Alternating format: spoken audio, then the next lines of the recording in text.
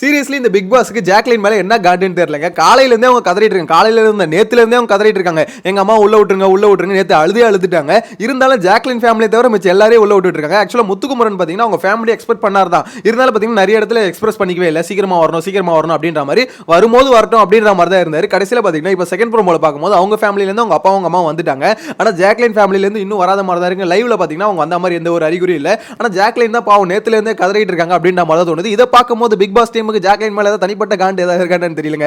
Anyways இன்னைக்கான second ப்ரோமோல பாத்தீங்கன்னா முத்துக்குமரன் ஃபேமிலில வந்துட்டாங்க. நான் ரொம்ப ஆவலோட வெயிட் பண்ணிட்டு இருக்கிறது என்ன தெரியுமா, முத்துக்குமரன் ஃபேமிலில இருந்து அந்த முரண்பாடுகள்னு ஒரு விஷயத்தை கேட்பாங்கல, இவங்க யாரை பத்தி சொல்ல போறாங்க அப்படின்றத நான் அவளோட வெயிட் பண்ணிட்டு இருக்கேன். ஏன்னா இது வந்து பாத்தீங்கன்னா எப்ப நடக்குதுன்னு தெரியல. அதாவது இது அருண் ஃபேமிலி வந்துட்டு போனதுக்கு அப்புறமா இல்ல அதுக்கு முன்னாடியே இது நடக்குதா என்னன்னு தெரியல. லைவ்ல இப்போதைக்கு பாத்தீங்கன்னா யாரும் வரல. எனிவேஸ் இவங்க அப்பா அம்மா வந்த பிறகு பாத்தீங்கன்னா ரொம்பவே அழுறாங்க. முத்துக்குமரன் வந்து இல்ல அழாதீங்கன்னு சமாதானப்படுத்துறாரு. அதுக்கப்புறம் ரூம்ல கூட்டிட்டு போயிட்டு அவங்க அம்மா சொல்றாங்க, ரொம்ப நம்ம பரம்பரைக்கே பெருமைப்பா அப்படின்ற அம்மா சொல்றாங்க. அது உண்மைதான். ஏன்னா இப்படி சொல்ல கிராமத்துல இருந்து ஒருத்தன் வந்திருக்கான். ஃபர்ஸ்ட் டைம் இந்த மாதிரி ஒரு சென்னை லைஃபை ஒருத்தன் எக்ஸ்ப்ளோர் பண்றான். அது மட்டும் இல்லாம அவன் வந்து அந்த மீடியால பெரிய ஆளாவும் ஆயிருக்கான். அப்படின்னும் போது இப்போ ஒட்டுமொத்தமா இப்போ எப்படி சொல்றது, கல்லல்ன்றது எங்க ஊருக்கு பக்கத்து ஊர் தான், எனக்கு பர்சனலா தெரியும். ஸோ அதெல்லாம் பாத்தீங்கன்னா ரொம்ப நார்மலான சின்ன கிராமம். ஸோ அந்த மாதிரி இடத்துல எல்லாம் பாத்தீங்கன்னா ஒட்டுமொத்த பேருக்கும் இந்த மாதிரி ஒரு அடையாளமா ஒருத்தன் வந்து இங்க வந்து இந்த மாதிரி பிக் பாஸ் உள்ள ஷோல போயிருக்கான் அப்படின்னும் போது எல்லாருக்குமே அந்த கூஸ் பம்ப்ஸ் வந்து பயங்கரமா தான் இருக்கும். ஸோ அதை தான் அவங்க அம்மா வந்து சொல்றாங்க, இந்த மாதிரி நம்ம பரம்பரைக்கே இது பெருமைப்பா அப்படின்ற மாதிரி சொல்றாங்க. ஸோ சொல்லிட்டு அது மட்டும் இல்லாம அவர் வந்து சொல்றாரு பாருங்க ரிப்ளை, அதுக்கு இல்ல நீங்க ரெண்டு பேரும் போட்ட உழைப்புக்கான பலன் தான் இது எல்லாமே அப்படின்ற மாதிரி சொல்றாங்க. சோ இந்த கான்வர்சேஷன் எல்லாம் பாத்தீங்கன்னா ஜெனரலா தான் போயிட்டு இருக்கு. இதுல வந்து பர்టిక్యులரா அவரை பத்தி எதுவும் சொல்லல. அதே மாதிரி பாத்தீங்கன்னா இப்போ எப்படி சொல்றது, மத்தவங்கள பத்தி அவங்க எதுவுமே டிஸ்கஸ் பண்ணிக்கல. எனக்கு என்னன்னா இவங்க ரெண்டு பேரும் யாரை பத்தி பெருசா பேச போறாங்க, அந்த முரண்பாடுகள்ன்ற விஷயத்துல யாரை பத்தி சொல்ல போறாங்க அப்படின்ற மாதிரி யோசிச்சு பார்க்கும்போது முத்துக்குமரன் கிட்டத்தட்ட எல்லார்கிட்டயும் சண்டை போட்டுருக்காரு. அப்படின்னும் போது எல்லாருக்குமே இவரை பத்தியும் ஒப்பீனியன் இருக்கு. எல்லாருமே இவரை பத்தி நிறைய இடத்துல பேசியிருக்காங்க. சோ இவங்களுக்கு ஆப்போசிட்ல இருக்கவங்களும் சரி, இவருக்கு ஆப்போசிட்ல இருக்கவங்களும் சரி, பக்கத்துல இருக்கவங்களும் சரி, எல்லாருமே இவரை பத்தியும் பேசியிருக்காங்க. ஏன்னா எல்லாரும் கூட பிரச்சனை இருக்குல்ல. அப்படின்னும் போது நிறைய முரண்பாடுகள் கேட்கணும்னு நினைச்சு ஏகப்பட்ட பேர் கேட்கலாம். பாயிண்ட் அவுட் பண்ணி யாரை கேட்பாங்கன்னு நினைக்கிறீங்க அப்படின்றத மறக்காம கமெண்ட்ல மென்ஷன் பண்ணுங்க. எனக்கு கன்ஃபியூஸ் ஆகுதுங்க, யாரை கேட்க போறாங்கன்னு சத்தியமா தெரியல. எனிவேஸ் இதுக்கு அப்புறம் ஒரு முக்கியமான மேட்டர் என்னன்னா, இந்த ராணோ வந்து லைவ்ல ஒரு விஷயம் டிஸ்கஸ் பண்ணிட்டு இருந்தாரு. அதாவது நான் காலையில ஒரு விஷயம் சொல்லியிருந்தேன், ராணோ அம்மாவை பத்தி முத்துக்குமரன் தப்பா பேசிட்டாரு அப்படின்ற மாதிரி. அதை இன்னும் பாத்தீங்கன்னா ராணோ வந்து எலிவேட் பண்ணிட்டு இருக்காரு. அதாவது அவர் தப்பா பேசல, ஓகேங்களா. ராணவ் என்ன நினைச்சிட்டு இருக்காருன்னா, இது மஞ்சரி வந்து எங்க அம்மா பத்தி தப்பா பேசிட்டாங்க, முத்துக்குமரன் அதுக்கு வந்து சப்போர்ட் பண்றான் அப்படின்ற மாதிரி வந்து திருப்பி சொல்லிட்டு தான் இருந்தாரு. விஷால் கிட்டே ஜெஃப்ரி கிட்டயும் அவங்க வந்து பாத்தீங்கன்னா ட்விஸ்ட் பண்ணிட்டாங்க அப்படின்ற மாதிரி சொல்லிட்டு இருக்காரு. ஆக்சுவலா அவங்க கேட்டது மேபி ராணுவுக்கு வந்து தப்பா இருக்கலாம், என்னதான் இருந்தாலும் அவங்க அம்மா பத்தி கேட்டது தப்பா இருக்கலாம். ஆனா அவங்க சொன்னது பாத்தீங்கன்னா ஜென்ரலான ஒரு ஒப்பீனியன் தான் சொன்னாங்க. அதாவது எப்படி சொன்னாங்கன்னா, ஆக்சுவலா உங்க அம்மா உனக்கு வந்து ஓவரா பாசம் காமிக்கிறாங்களா, அது ஒரு வகையில தப்பா இருக்கும்டா அப்படின்ற மாதிரி சொல்றாங்க. ஏன்னா இப்படி சொல்றது, ஒரு சின்ன ஒரு பையனை வந்து கண்டிச்சு சில இடத்துல கண்டிக்கணும், தப்பு பண்ணும்போது கண்டிக்கணும், அது வந்து சில இடத்துல கண்டிக்காத போது தப்பா இருக்கும் அப்படின்ற மாதிரி தான் ஆக்சுவலா மஞ்சரி சொன்ன மாதிரி இருந்தது. ஆனா இவர் என்ன சொல்றாருன்னா, ஆக்சுவலா மஞ்சரி வந்து இந்த மாதிரி தப்பா ஒரு விஷயம் எங்க அம்மா பத்தி பேசுறாங்க, எங்க அம்மா பத்தி தப்பா பேசிட்டாங்க அப்படின்ற மாதிரி சொல்லும்போது வெளியில இருந்து பாக்குறவங்க டக்குன்னு என்ன தோணும்னா, ஓகே உண்மையிலே அவங்க அம்மா பத்தி அவங்க தப்பா பேசிட்டாங்களோ அப்படின்ற மாதிரி தான் இருக்கும். ஏன்னா ராணுவோட எக்ஸ்பிரஷனும் அதான் இருக்கு. கடைசி வரைக்கும் ராணுவுக்கு ஒரு விஷயம் சொல்ல வரது புரியாது போல. ஏன்னா தீபக்கும் கிளியரா சொல்றாரு, டே அதாவது பையன் இப்ப நான் பையன் வளர்க்குறேன்னா அந்த பையனை வந்து பாத்தீங்கன்னா இந்த மாதிரி தப்பான விஷயத்துக்கு அவன் வந்து கண்டிச்சு தான் ஆகணும், அது வந்து சப்போர்ட் பண்ணக்கூடாது அப்படின்ற மாதிரி சொல்றாரு. இவ்வளவு பேர் சொல்லியும் பாத்தீங்கன்னா ராணுவ கடைசி வரைக்கும் புரியவே இல்லை. ஏன்னா ஒரு இன்னும் என்ன நினைச்சிட்டு இருக்காரு, அவங்க வந்து தப்பா பேசிட்டாங்க, நம்ம அம்மாவை தப்பா பேசிட்டாங்க அப்படின்ற மாதிரி சொல்லிட்டு இருக்காங்க. ஆக்சுவலா முத்துக்குமரன் நேத்து நைட்டே பாத்தீங்கன்னா கிளாரிஃபிகேஷன் அவர் கொடுத்துட்டாரு. அதாவது உங்க அம்மா உனக்கு பாசம் காமிக்கிறாங்களா, சூப்பர்ரா. ஏன்னா ஒரு பையனுக்கு வந்து அப்படிதான் பாசம் காமிப்பாங்க, அது எந்த மாற்று கருத்துமே இல்லை. ஆனா சில இடத்துல தப்பு பண்ணும்போது அதை வந்து கண்டிக்கணும், அந்த இடத்துல உனக்கு சப்போர்ட் பண்றேன்னு அவங்க சொன்னாங்கல்ல, அவங்க சொன்னதை வச்சு சொல்றோம். இவர் என்ன சொல்றாரு, அவங்களுக்கு அதாவது உங்களுக்கு எல்லாம் எப்படி எங்க அம்மா பத்தி தெரியும், ஒரு நாள் தான் நீங்க பாத்தீங்க, அதுக்குள்ள நீங்க எப்படி ஜட்ஜ் பண்ணீங்க அப்படின்ற மாதிரி இவங்க எல்லாம் கேட்கறாரு. அதாவது ராணோ வந்து பாத்தீங்கன்னா இவங்க எல்லாம் கேட்கறாரு. முத்துக்குமரன் அது கிளாரிஃபிகேஷன் என்ன கொடுத்தாருன்னா, அதாவது எங்களுக்கு உங்க பர்சனல் லைஃப் பத்தி எதுவுமே தெரியாதுடா, உங்க அம்மா சொன்னதை வச்சு நான் சொல்றோம், சொல்லும் போது இந்த மாதிரி பண்ணி இவ்வளவு பெரிய இஷ்யூ ஆயிருக்கு, அதாவது இப்படி ஸ்கூல்ல இருந்து ஒரு விஷயம் தூக்கிட்டு வந்திருக்கீங்க, அது ஒரு பிரச்சனையா இருக்கு அப்படின்னும் போது அந்த இடத்துல அவங்க கண்டிச்சிருக்கணும், அதை விட்டுட்டு அவங்க சப்போர்ட் பண்ணது தப்பா இருக்கு அப்படின்ற மாதிரி தான் சொன்னாரு. அவங்க அம்மா சொல்லும் போதே பாத்தீங்கன்னா அது டைரக்டாவும் சொல்லிட்டாரு, அம்மா இந்த மாதிரி நீங்க பண்றது வந்து பாத்தீங்கன்னா அதாவது அந்த இடத்துல கண்டிக்க வேண்டிய இடத்துல கூட நீங்க சப்போர்ட் தான் பண்ணிருக்கீங்க, இது தப்புன்னு சொல்லவே இல்லை அப்படின்ற மாதிரி டைரக்டாவே சொல்லிட்டு நேத்து அவங்க அம்மா வரும்போது. இருந்தாலும் அதை வந்து இந்த மாதிரி டிஸ்கஷன் வரும்போது கிளியராக எக்ஸ்பிளைனும் பண்றாரு. இருந்தாலும் ராணுவுக்கு வந்து பாத்தீங்கன்னா கடைசி வரைக்கும் அது புரியலையோ அப்படின்ற மாதிரி தான் எனக்கு என்னமோ தோணுது. அதே மாதிரி இன்னொரு மேட்டர் ஒரு ஒன்று சொல்றாரு, நேற்று இது டிஸ்கஸ் பண்ணும்போது இன்னொன்று சொல்லிட்டு இருந்தாங்க, இந்த பவித்ரா விஷயம் இருக்குல்ல, பவித்ரா வந்து பாத்தீங்கன்னா ஃபன்னான வேலை தான் நாங்கள் இது பண்ணிட்டு இருக்கோம், மஞ்சரி ஒரு மாதிரி ட்விஸ்ட் பண்ணி விடுறாங்க அப்படின்ற மாதிரி சொல்றாரு அவரு. எனக்கு தெரிஞ்சு மஞ்சரி அது நான் வந்து ஆக்சுவலாக அந்த கிளிப்பிங்ல வந்து பாத்தீங்கன்னா அதை பார்க்கல. ஆனா மெயினாக நோட் பண்ண விஷயம் என்னன்னா, பவித்ராவுக்கும் ராணுவுக்கும் இருக்க மேஜர் பிரச்சனை என்ன, பவித்ராக்கு பவித்ராக்கு இவரோட இந்த இதெல்லாம் இருக்குல்ல ஆக்சுவலாக கான்வர்சேஷன் அது வச்சுக்கவே பிடிக்கல. ஏன்னா ரொம்ப டிஸ்டர்ப் பண்ணிக்கிட்டே இருக்காரு. அதுதான் பார்த்தீங்கன்னா பவித்ரா தீபக் கிட்ட புலம்பிட்டு இருக்காங்க. அவன் என் பக்கத்தில் வராமல் இருந்தாலே போதும், ரொம்ப என்ன நோண்டிக்கிட்டே இருக்கான் அப்படின்னு மாதிரி அவங்க சொல்லிட்டு இருக்காங்க.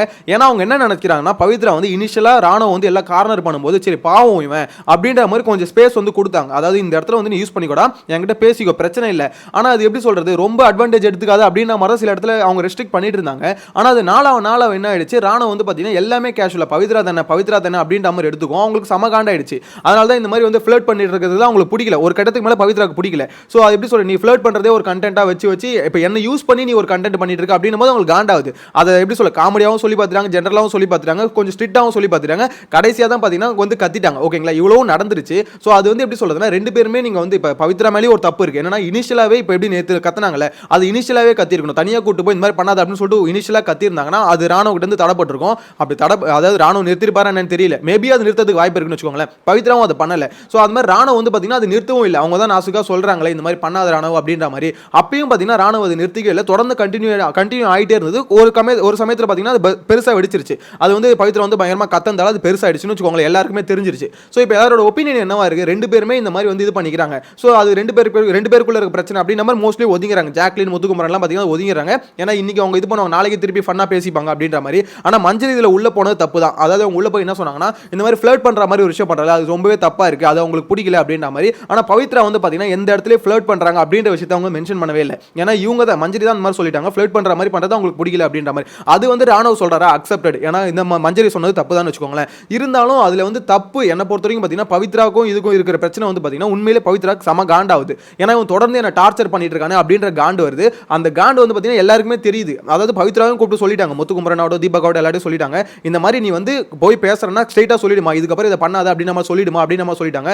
பவித்ரா அதுக்கு ரிப்ளை என்ன சொல்றாங்கன்னா, இல்ல நான் அவங்ககிட்ட டைரக்டாவே சொல்லிட்டேன், சொல்லியும் அவன் திருந்த மாட்டான், திருப்பி அதை பண்ணிட்டு இருக்கான். என்கிட்ட வந்து பவித்ரா சாரின்னு சொல்லிட்டு கேட்கறான். திருப்பி சாரி கேட்டுட்டு வந்து பேசும்போது பாத்தீங்கன்னா அதே மாதிரி நெக்ல தான் சிரிச்சுக்கிட்டு ஒரு மாதிரி பேசுறான். என்ன சீரியஸாவே அவன் பார்க்க மாட்டான் அப்படின்னு நம்ம சொல்றாங்க. உண்மையில கஷ்டமான விஷயம் தான். எனக்கு தெரிஞ்சு விஜய் சேதுபதி இது உள்ள போறணும் அப்படின்னு மாதிரி தான் தோணுது. எனக்கு ஒரு மாதிரி எக்ஸ்ட்ரீமுக்கு போயிட்டு இருக்கு. ஆக்சுவலாக சில கேரக்டர் வந்து பார்த்தீங்கன்னா ஓரளவுக்கு தான் பஸ்ட் அவுட் ஆக முடியும், அதுக்கு மேலே அவங்களால ஆக முடியாது. பவித்ராவோட கேரக்டர் வந்து பார்த்தீங்கன்னா இந்த அளவுக்கு பஸ்ட் அவுட் ஆக முடியும், அவங்க அதை காமிச்சிட்டாங்க.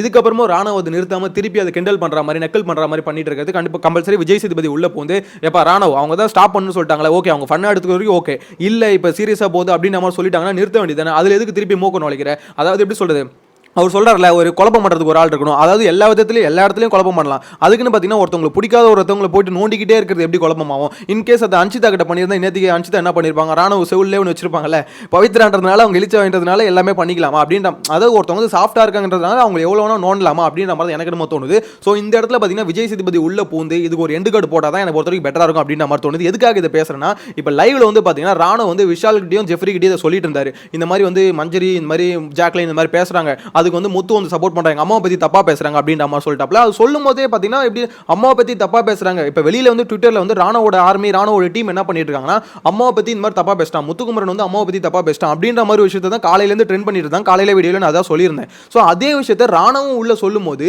அப்ப வெளியில உள்ள இருக்க அவனுக்கு தான் எப்படி சொல்றது புரியல. ஏன்னா வந்து பாத்தீங்கன்னா கொஞ்சம் குழப்பத்தில் இருக்கான் அப்படின்ற மாதிரி சொல்றாங்க. ஆனா வெளியில இருக்க இவனுங்களுக்கும் அவங்க டீமுக்கும் புரியல. கரெக்டா அவனுக்கு ஏத்த மாதிரி இவங்களும் சிங்க்ல இருக்காங்க. அம்மா பத்தி தப்பா பேசிட்டான், அம்மா பத்தி தப்பா பேசிட்டே, அம்மா பத்தி எங்கடா தப்பா பேசினா, அதாவது ஒரு விஷயம் தப்பு, அம்மா தப்பு நாங்க சொல்ல, இந்த மாதிரி பாசம் காமிக்கிற இடத்துல இந்த மாதிரி இந்த இடத்துல காமிச்சது கொஞ்சம் தப்பா இருக்கும்டா. அதாவது அந்த விஷயம் வந்து பாத்தீங்கன்னா உங்க பாசம் ஃபுல்லா காமிக்கிட்டோம், பிரச்சனை இல்லை, சில இடத்துல தப்பு பண்ணும்போது கொஞ்சம் கண்டிச்சாதான் நல்லா இருக்கும் அப்படின்ற மாதிரி விஷயத்தை தான் சொன்னாங்க. அவங்களோட ஒப்பீனியன், அதாவது பார்த்து அவங்க அம்மா சொன்னதை வச்சு அவங்க ஒப்பீனியன் சொல்ற வரைக்கும் இப்போ கிளாரிஃபிகேஷன் கேட்ட கொடுத்துட்டாங்க, முடிஞ்சு போச்சு.